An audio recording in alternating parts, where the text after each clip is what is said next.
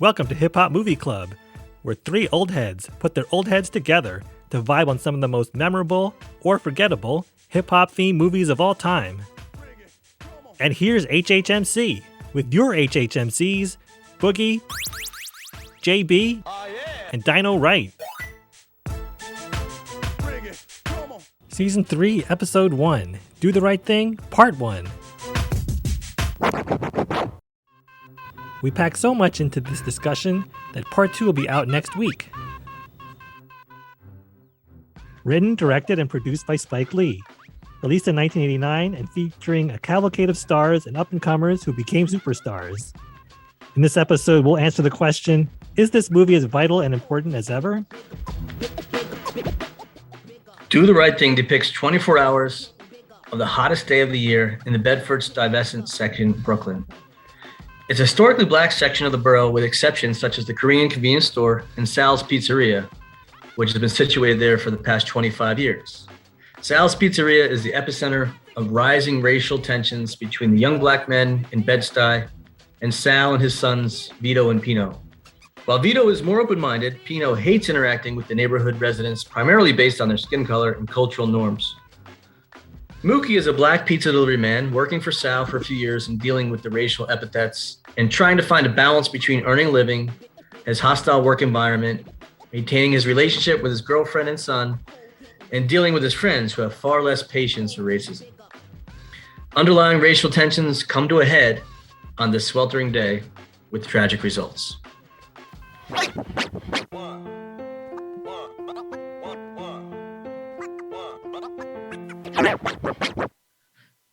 So Boogie, you want to kick us off on your view of Do the Right Thing?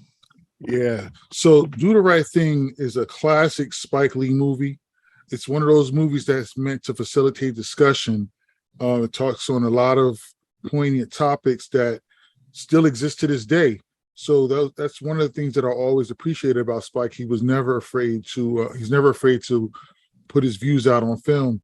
But I saw this movie for the first time in middle school. You know, one of our teachers got special permission to show it to us, and it facilitated some discussion. It got us thinking, and it touched on a lot of things that we saw in our neighborhood because it pretty much mirrored the Bed-Stuy neighborhood and Do the Right Thing.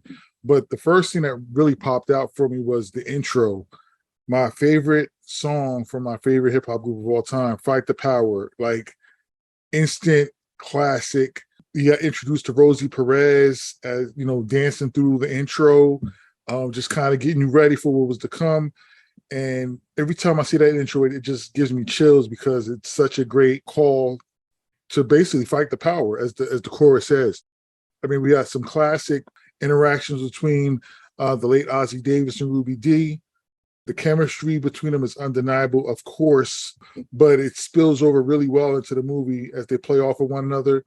One of my favorite actors of all time is actually in Do the Right Thing. Giancarlo Esposito, who plays Bugging Out. This guy is so versatile. He plays in a lot of shows and movies, and any role that I see him in, he steals the show. He's a great, phenomenal actor. And then there's another list of up-and-comers and people that, if you see them now, they're like big-name A-listers. So, I mean, I think the movie is a really good one by Spike Lee, like I said, and it's very enjoyable for me because it facilitates discussion. Anyone who watches the movie definitely has to get something out of it. You can't watch the movie and walk away from it not feeling anything. You're going to feel something. And I think that's what I probably appreciate the most about it. It makes you think. Yeah, good analysis there. It makes your blood boil because of all the racism that's depicted. It's sickening because we're all trying to get along. We're all trying to get along in society, and you see just hatred that's deep-seated. Just to piggyback off of a couple of your comments, Fight the Power was amazing. I love that song. It is played throughout with Radio Raheem. That's the only song he really plays on his boombox. I was watching some of the bonus features with this, and Chuck D was contacted by Spike Lee to create an anthem for this movie. So he knew about the script. He knew what it was all about. And Chuck D was like, all right, you need an anthem? And he put together a few verses. And I think Spike Lee was the first cut wasn't good. He sent it back, and it wasn't even called Fight the Power. And what he did eventually get was what you hear in the movie. And it's funny, you never hear the full song because it wasn't even complete at that time. So they put snippets of the song in there and it was super powerful. And then Chuck D and the rest of Public Enemy completed that song. Amazing anthem. Introduction of Rosie Perez. I believe it was Martin Lawrence's first movie as well. Yeah. We'll get to a lot of the other actors and actresses, but Sam Jackson, before he became Samuel L. Jackson as Senor Love Daddy, the radio DJ, was awesome. He was like the objective observer. He's a DJ talking to the town, seeing everything that goes on, and he was a cool character, as he always is. And then there's so many other great characters in here. One other thing you mentioned, Ossie Davis and Ruby Dee, who had been married in real life. The funny thing with that is Ossie plays this character called the mayor. Bit of a town drunk, but he's wise. He has a scene where he saves a boy from getting hit by a car.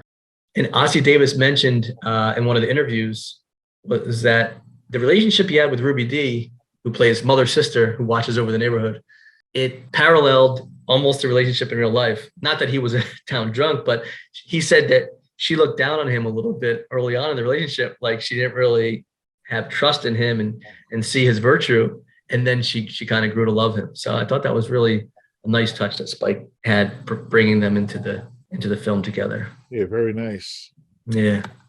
Dinah Wright, what are your initial impressions? I had never seen this before, which is crazy to think all these years later I hadn't seen it, but it really is fresh and relevant now. And I think important for me to see a movie like this.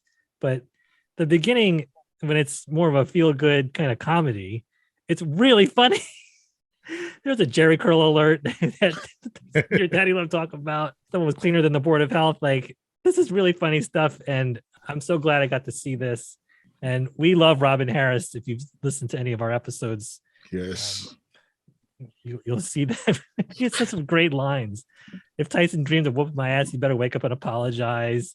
You're 30 cents away from having a quarter.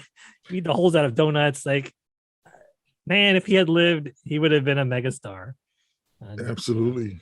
It was kind of also funny to see that his name in the movie, I don't know if I should even repeat it, but his name in the movie is so bad. It's so raunchy. Yeah, Slick Dick Willie. I mean, there's people. Slick Dick Willie. There's two phallic references in this name. Not just one, but two. Oh, man. His dialogue is one of the three cornermen, as they call it. Yeah. Coconut Sid and ML. Those guys are great. I mean, I could listen to an entire, it's almost like barbershop routine. Yes. They're sitting on the corner and they're just shooting the breeze and talking about pertinent topics though. But it's like, kind of like, oh man. And they're jealous of the Korean convenience store. It's like, oh, these people just got off the boat and they have a store within the past year. And they're going back and forth saying it's not fair, but it's because we're black. And Robin Harris' character is like, knock it the heck off. You always say you have these big dreams. Yeah. Where's your, go get a job, do this. I can give you money. And he's like, it's Miller time. I'm out of here. Right. He was always kind of level setting these guys from just complaining about their lot in life. But it's so funny because even like in that conversation, there's humor to those conversations, but there's also some truth to it as well. Mm-hmm. As, a lot of documentation is becoming public now, we're realizing that there actually was some redlining that did occur in African-American communities, and also where banks made it hard or, they're denied to get loans or made it impossible or hard to get those loans to open businesses in neighborhoods. Whereas even though they're considered an immigrant coming from another country, you do have the Chinese and the Koreans that will come over and they're able to get those businesses. Like I said, I've seen it in my own neighborhood. There's been a couple of shops and stores that have opened in the neighborhood, whereas people that live there aren't able to, or if they do get one, it doesn't stay open that long. So, I mean, there's Spike taking a scene, put some humor to it, but put a little bit of truth in there as well. Yeah, I think this movie was a great mix of real hardcore, real talk, racism. But again, there was definitely some comedic aspects of it. I mean, I like the dialogue. I'm a huge sports fan, so I even like the little. I mean, I love that Spike Lee's wearing the Jackie Robinson jersey, which is also symbolic, breaking the color barrier in baseball. But there's also the commentary where they're going back and forth: who's the better pitcher, Doc Gooden or Roger Clemens? And that was a huge debate in the mid '80s and late '80s. Yeah. Yeah, there was just some really good dialogue, and the stuff about Mike Tyson that you mentioned, Dinah, right? And this guy, that was great. And then they're like, F Mike Tyson. But the whole cinematography was great too. The close-ups, the slow motion scene when you have the white cops roll up, and it's like, what a waste. It was so powerful. Again, it's the hottest day of the year. You can almost feel the heat through the screen. You see the folks sweating. You see the almost like red hues. Now watch intentionally, very intentional. Intentionally, right? The red hues to make you feel that warmth. And I was watching the extra scenes. They filmed this over like a 10-week period right there in Bed-Stuy, which is great that they filmed it right there. It wouldn't have come off as authentic if it was filmed like on a Hollywood set. Right. There was like a 1 week where they said that rained straight. It rained the entire week, but they had to stay on schedule. So even though it was raining, they did the lighting in such a way that it looked bright and sunny. So they had to do some extra special effects there. So the way that was shot, close-ups, you get that feeling. You see Rosie Perez, dunking her head in the water to cool off. Even the romantic ice cube scene, things like that. I mean, it's just like you could feel that the heat, and again that added to the racial tensions that we see throughout the film. Yeah. That cinematography, like you said, the cinematography was spot on. I mean, Spike is a master of his craft, and when he shoots the way he has the movie shot, those effects that he has on his film, it just gives you a feeling of actually being there, and it kind of enhances a lot of the dialogue or whatever's happening. It just kind of pulls it out a little bit more. I definitely appreciate his movies, though. Yeah, shout out to Ernest Dickerson, not Eric Dickerson. Shout out to Ernest Dickerson, the director of photography. Yeah. And the character, you get to meet a lot of different characters, like Bugging Out. Obviously, he's got a vendetta. He's really dead set that Sal should have photos of Black people on his quote unquote wall of fame, and they're all just Italian Americans. And that's one thing. There's, again, a lot of different cultural groups in there. There's the Korean store owners, and a lot of people are just nasty to them. Maybe it's out of jealousy, it's out of hatred.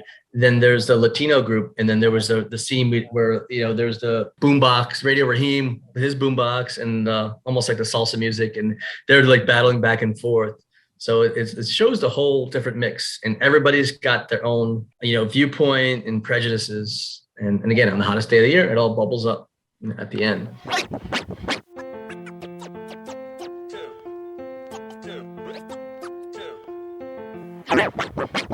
So I wanted to kind of like maybe debate a couple topics here. Does Bugging Out have an actual point in that Sal should have photos of Black people on the wall in his pizzeria? What do you guys think? Who wants to jump in there? Yeah, I think I see both sides of it. I think that in a sense, Bugging Out does have a point. Sal's famous pizzeria is in the middle of Bed-Stuy. The people that frequent his pizzeria shop are Black people. So I mean, I kind of see where Bugging Out is coming from. Like, hey, you're making money off of us. Why can't we have some people that look like us up on the wall? But on the flip side of it, I also see Sal's point. It's his establishment. He's worked hard to, as he said, he built it with his hands from the ground up. So he's proud of what he's established, and he wants to honor the people that have come before him, or the people that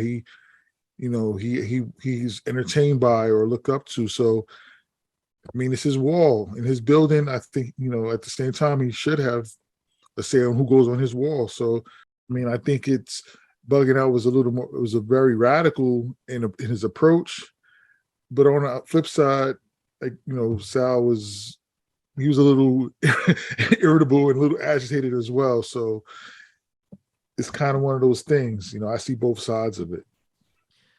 Dynamite, what do you think? Well, I get Sal's point and I get Bugging Out's point, but Bugging Out could just go to a different pizza place.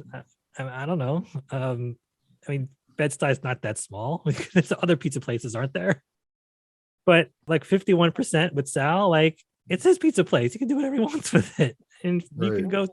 can go somewhere else. I mean, maybe the pizza isn't as good somewhere else, which is the problem for Bugging Out. But probably the best business sense was for Sal to put some pictures of Black people on there, because it makes your customers happy. Then you'll get more money and more business out of it. I'm with you guys.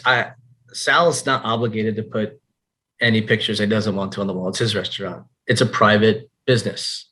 Well, he's out in the public, but it's not like a publicly stockholder shares, so he owns the business. He can do what he wants to do. However, like you said, it's its approach. It's the whole approach. Bugging Out was a little bit too demanding, but then again, there's no reason for Sal to shout at him, call him a troublemaker, come out with a baseball bat. It's like, oh, wait a second, all right, now you're escalating it, right? It's becoming incendiary right now, because now you're being offended that he's even asking that, and then you're bringing a baseball bat. So they both were in the wrong. I mean, I try to put myself in Sal's shoes if I had a specific restaurant of an ethnicity, and if someone asked that, I would try to diffuse the situation and just say, even if you're somewhat sugarcoating, like, I'll take that into consideration, something like that. Not be like, you troublemaker, you start cussing and bring out a baseball bat. It's like, I understand your point, but it's not going to happen. Or I'll think about it, even if you want. There's definitely other ways to handle that. Yeah, like he probably could have said, hey, all right, how about you give me 5 people who you think might be up there, and then I'll think about putting them up, or something like that. Right. Yeah. That's a solution, not just throwing grenades. Right. How about put Mookie's picture up there as an employee of the month? How about that? Right. Yeah. I think Sal will be opposed to that. What's ironic is Giancarlo Esposito, who plays the role of Bugging Out, he's half Black, half Italian. I mean, this is pretty funny. It's pretty funny that he's causing the big divide, and he actually has the heritage of both. He actually mentioned in one interview I saw, he didn't really fit in real life. He didn't really fit in with the Italian crowd because they didn't really look at them. But again, he didn't fit in with the Black crowd because his name is Giancarlo Esposito. Right. He said he actually got along with a lot of Jewish folks that were like his best friends. It's just ironic. But he said that in an interview that I saw. So, and just to talk about Giancarlo, like you said, versatile roles. He played Gus in Breaking Bad, that people may know him from, and in Mandalorian, he's played a big role in The Mandalorian, I believe, which is super popular. And tons of movies. So he's super talented. I watched him mostly in Homicide. Those 2 years he was on Homicide, Life on the Street. Nice.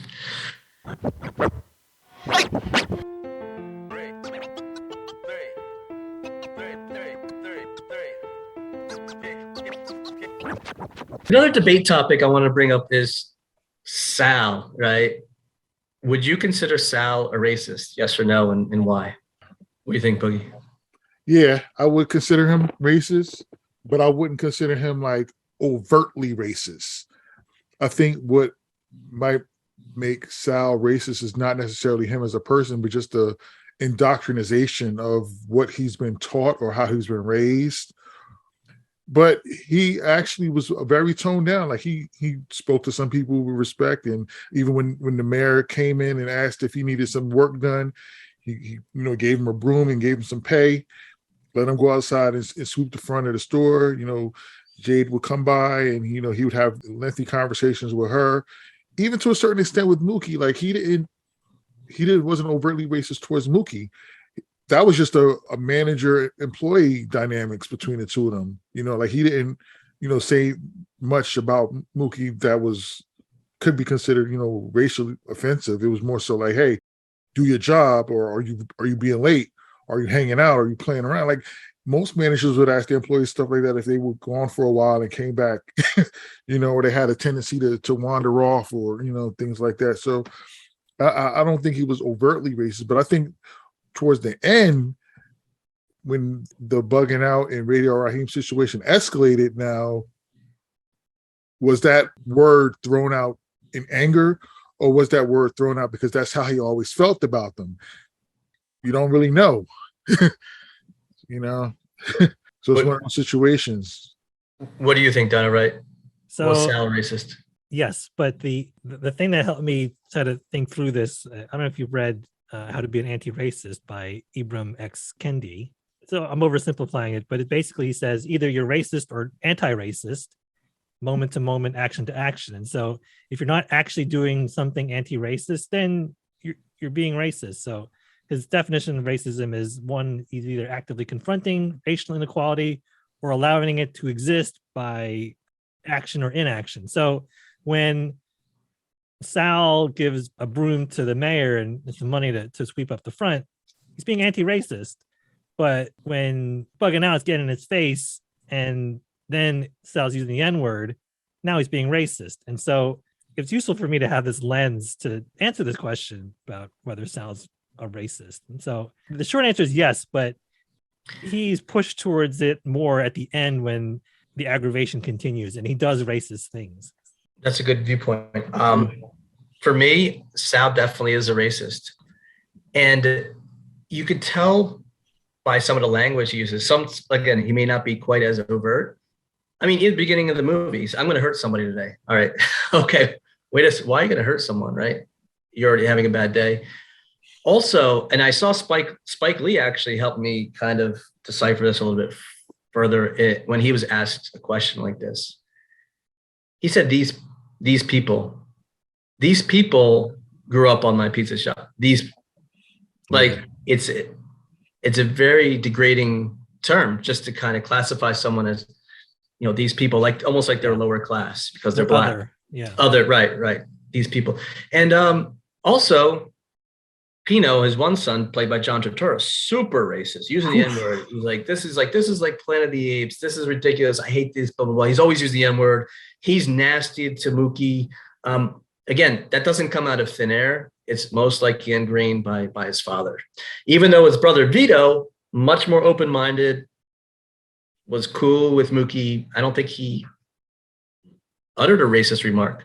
He was actually trying to to get Pino to see the light that we should all be equal. But yeah, no, I think Sal, played by Danny Aiello, was definitely racist. And again, it comes out like if it's like you said, Dinah, right? It's like you're either racist or anti-racist. Right. And if something escalates and then it comes out, it's like, all right, this was in there. This was DC. You may have tried to bottle up a little bit, but you know that's the way you are. So I mean that's my thought on it.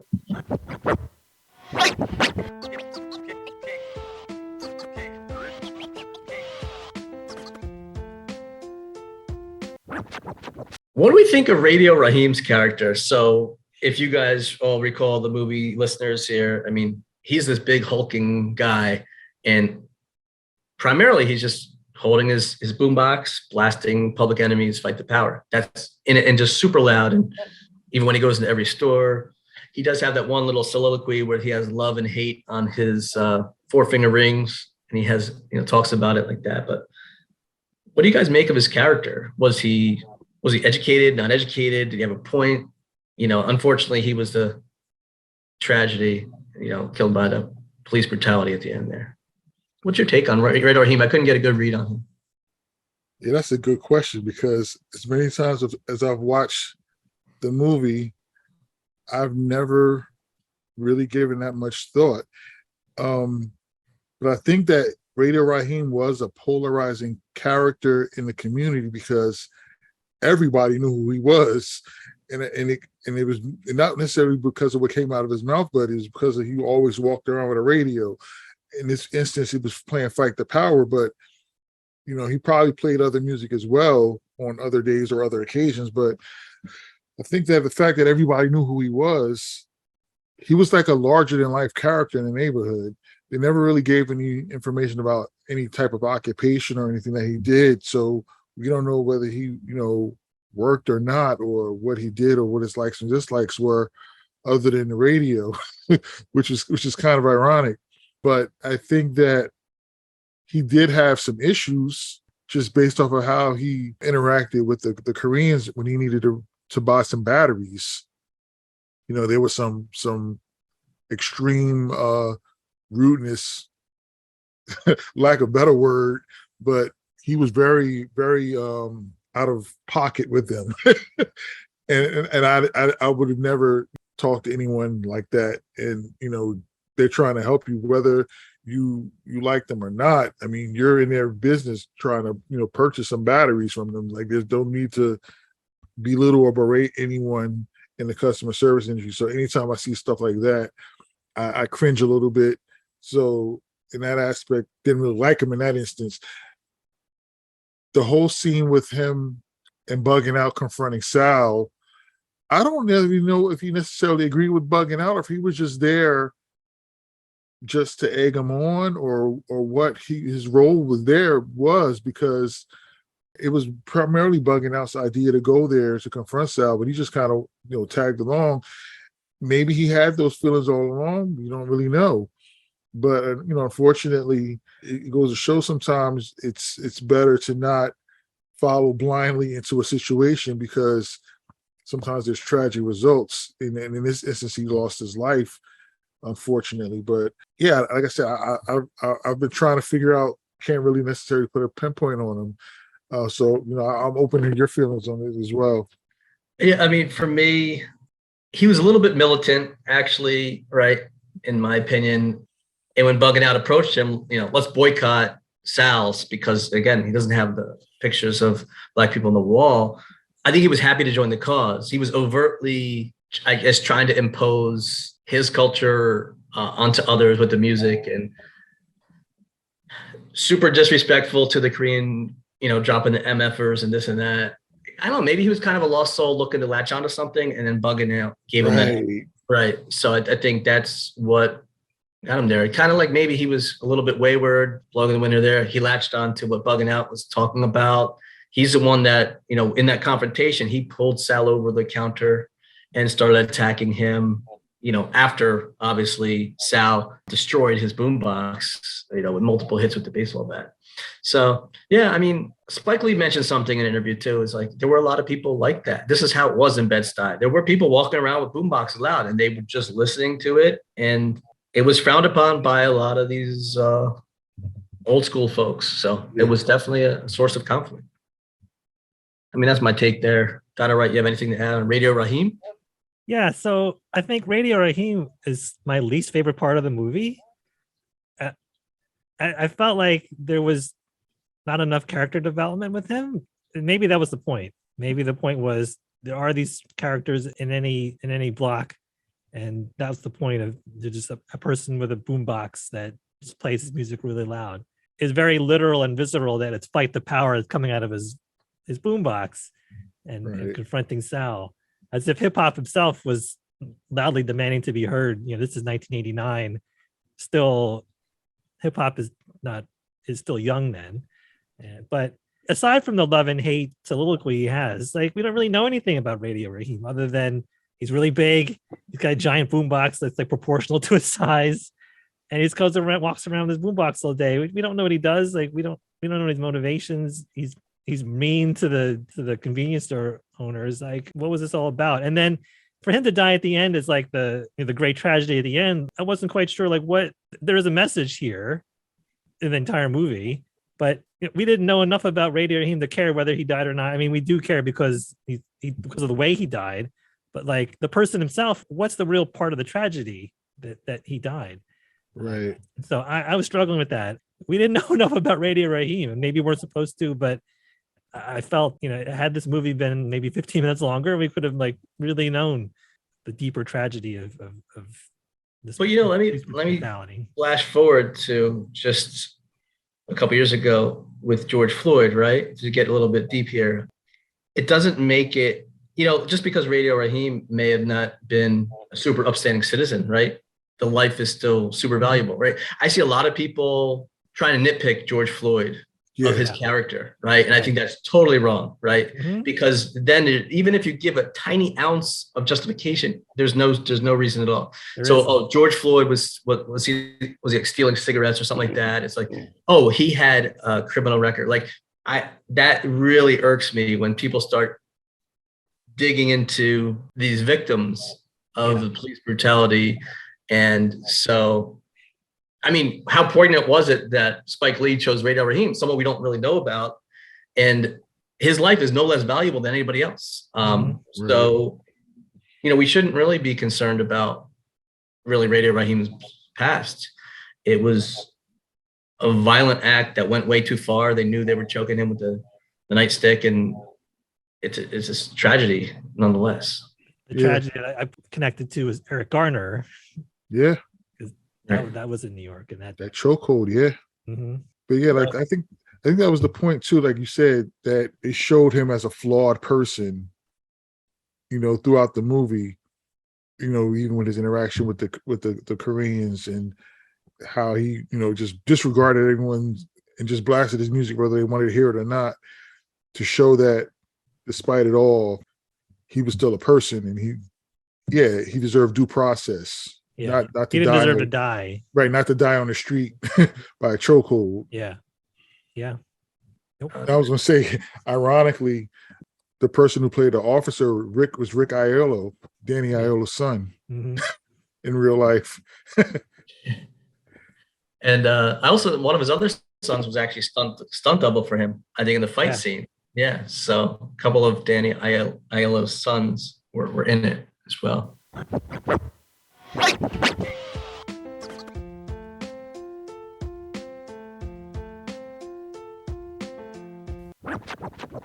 Another debate topic is, what do you think of Sal's interaction with Jade, Mookie's sister? Did he really have a crush with her? Because he was obviously extra sweet speaking with her, totally out of his character. Do you think he literally had a crush on her, or was he just doing that to dig on Mookie? Or what was your take on that whole thing? There's layers to that interaction. I think it might have been a bit of both of those. I think that he actually may have found Jade to be attractive, and he might have actually liked her. She was very pleasant, very respectful. She seemed like she had a sweet personality. She just seemed like she took care of Mookie, despite Mookie being older than her.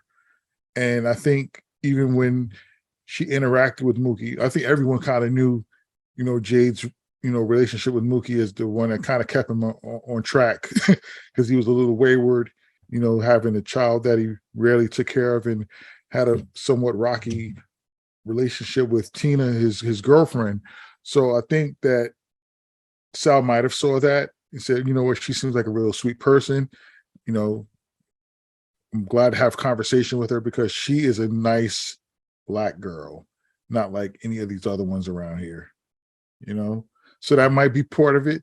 And he might have also noticed that Mookie got irritated by their interactions and said, you know what? I noticed that he gets irritated by us. I'm going to jab at him. Then there's another layer that Spike probably intended to put in there as well, more subtle, is a fetishism. There's been instances throughout history of the fetishism of Black women, too numerous to even document. To even go over that, that just occurred throughout history, where Black women were subjugated to various degrees of sexual assault, etc. And I think that knowing Spike, he probably was playing a little bit on that angle as well, and saying like, you know what, we know that this guy is racist. In any degree, he's racist. Here's a Black woman here who's attractive, and let's kind of show how he, even though we know he doesn't like these people, if he had a shot with her, he'd take it. So I think that's kind of my take on that whole interaction between Sal and Jade. I think it was a dynamic of all those three things combined. I like it. What do you think, Donna, right? Yeah, I think Boogie got it right. Sal calls Mookie like a son to him. And so by extension, maybe Jade is like a daughter to him. But you can't ignore, like you said, Boogie, the fetishism that happens throughout history, and these racial dynamics and these power dynamics too. So I think it's all in there. And at that point in the movie, Sal was still like not totally like off the rails, and so I think most of it came from a good place, but I think some of it did not come from a good place. I think Spike's leaving it open for interpretation intentionally. I mean, I see Sal as a racist. I don't think he would pursue Jade in a physical way.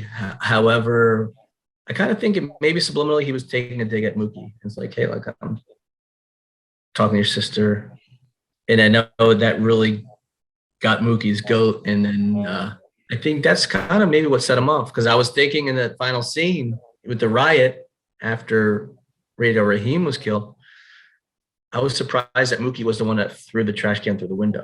But again, I think maybe that was the straw that broke the camel's back for Mookie. It was like, all right, I'm putting up with this racial stuff. Black man was just killed because of this interaction here at Sal's. Sal's talking, everything just kind of boiled over. Yeah. And I think that may have been the final straw. Yeah, that was definitely the straw that broke the back. Definitely. Because he didn't even say anything. He just walked over, didn't say a word. Yeah. Just boom. Boom. Everything just set off right there. Yeah.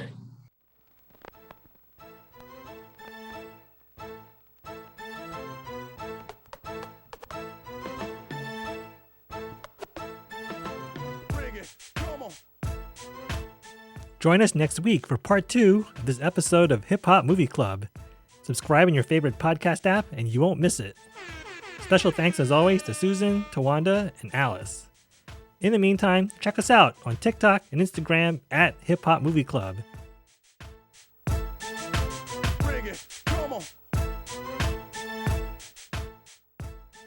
Shout out to your listeners, and special shout out to our paisan, Rayfreshing. Thanks for your support and that sweet 5-star review. Thanks for tuning in.